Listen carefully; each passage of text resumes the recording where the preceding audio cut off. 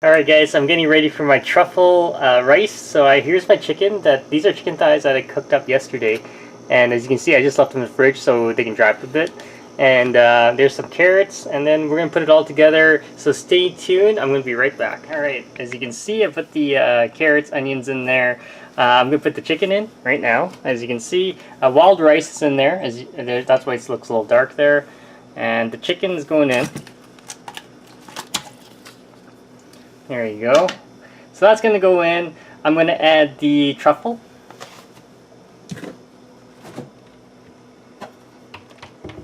Which is right here.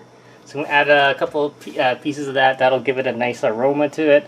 And then this bowl of rice is getting going in the Instant Pot and getting cooked. So I'll be right back, guys. Alright, so it's ready. As you can see, there's the truffle there. You only need a couple of pieces in there, and then that'll flavor it. And then I put some edamame beans and some other vegetables in there, and then we'll cook it. I'll be back, guys. I'm going to hit the rice button on the Instant Pot. Alright, so it's all done here, so I'm going to do a quick taste test. Let's grab some right there. Here we go.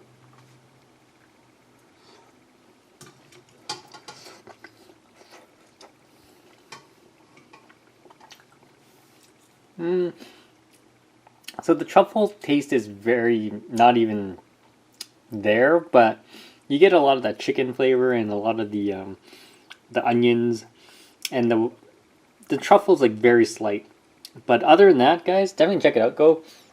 It is really flavorful regardless, and the wild rice makes it go pretty well. If you have questions, comments, guys, post grab the channel.